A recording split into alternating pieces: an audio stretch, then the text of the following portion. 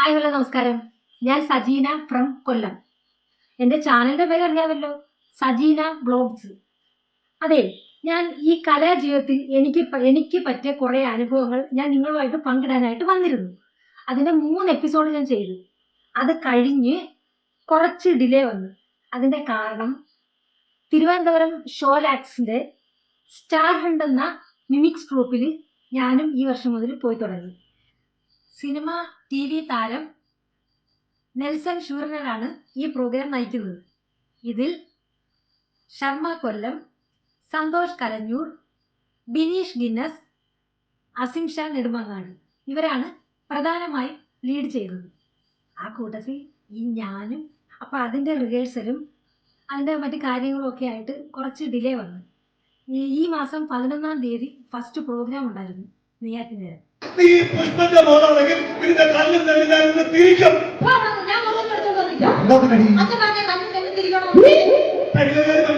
അവന്റെ ഭാഗത്തല്ല തെറ്റ് കേട്ടടി.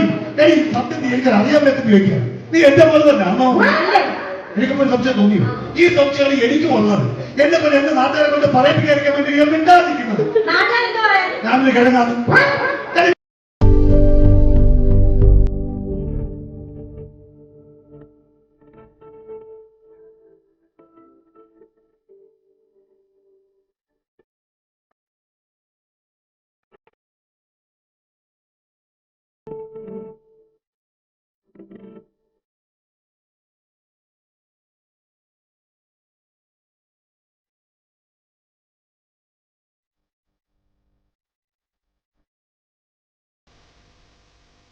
പിന്നെ ഓണത്തിന് അത്യാവശ്യം ബുക്കിംഗ് ഒക്കെ ആയി വരികയായിരുന്നു.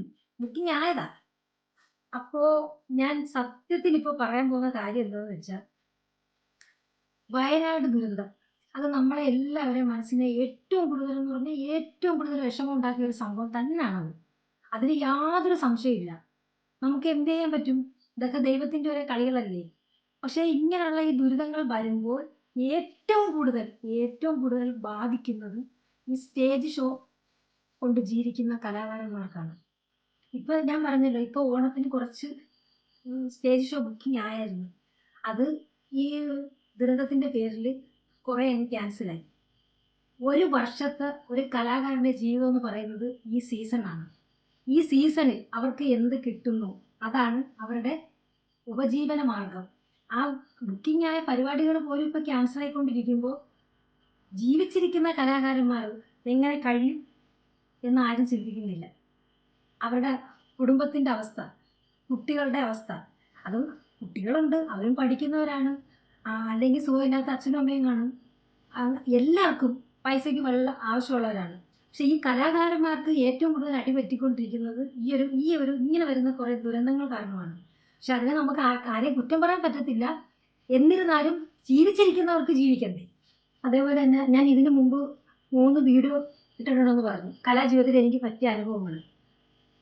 എനിക്കുണ്ടായ അതേ അനുഭവങ്ങളും അതേ ദുരിതങ്ങളും അനുഭവിച്ച ഒരുപാട് ആർട്ടിസ്റ്റുകളെ എനിക്ക് നേരിട്ടറിയാം. എൻ്റെ അടുത്ത് സംസാരിച്ചിട്ടുള്ള ആൾക്കാരുണ്ട്. അപ്പൊ ഞാൻ അവർക്കും കൂടെ വേണ്ടിയിട്ടാണ് ഞാനിത് സംസാരിക്കുന്നത്.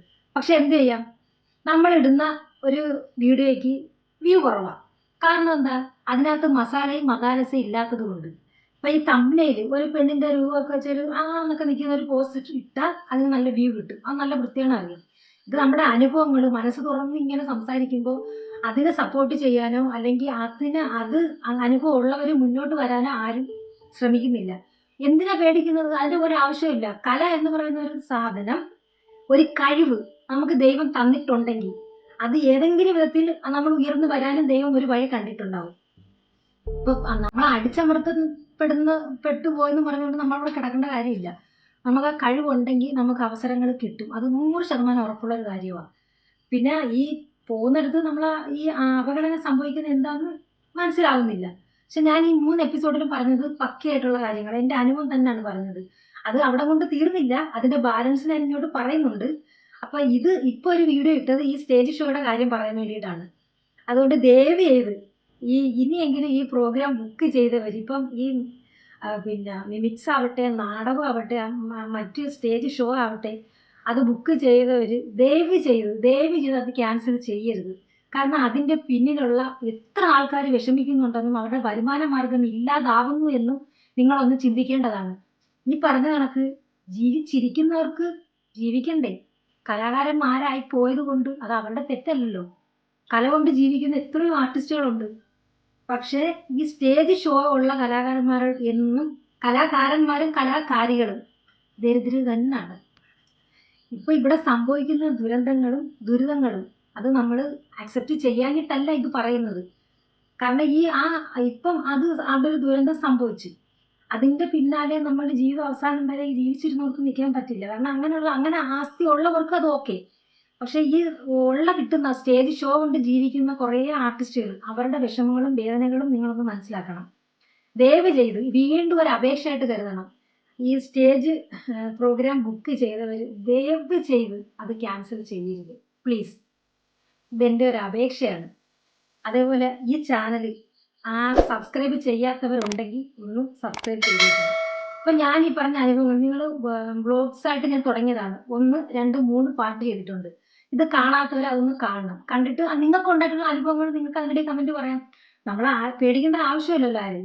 എനിക്കത് തുറന്നു പറയാൻ ഞാൻ ധൈര്യം കാണിക്കുന്നെങ്കിൽ അങ്ങനെയുള്ള അനുഭവം നിങ്ങൾക്ക് ഉണ്ടായി എന്നുള്ളത് നിങ്ങൾക്ക് കമന്റായിട്ട് അതിനകത്ത് ഇടുന്നതിന് ഒരു പ്രശ്നമില്ല. ദൈവം കലാകാരായിട്ട് നമ്മളെ സൃഷ്ടിച്ചിട്ടുണ്ടെങ്കിൽ നമുക്കൊരു വഴിയും ദൈവം തന്നെ കാണിച്ചു തരും. അങ്ങനെ വിശ്വസിക്കുന്നതാണ് ഞാൻ. തൽക്കാലം ഇന്ന് ഇത്രയും പറഞ്ഞുകൊണ്ട് നിർത്തിയിട്ട് 3 എപ്പിസോഡ് ഞാൻ എൻ്റെ ചാനലിൻ്റെ പ്രോഗ്രാം പറഞ്ഞു. അതിൻ്റെ ബാലൻസ് ഉടനെ ഞാൻ ഇടുന്നതായിരിക്കും. തൽക്കാലം വീണ്ടും അപേക്ഷിക്കുന്നു, ബുക്ക് ചെയ്ത പ്രോഗ്രാം ക്യാൻസൽ ചെയ്യരുത്. കലാകാരന്മാരും ഒന്ന് ജീവിച്ച് പൊക്കോട്ടെ. Thank you.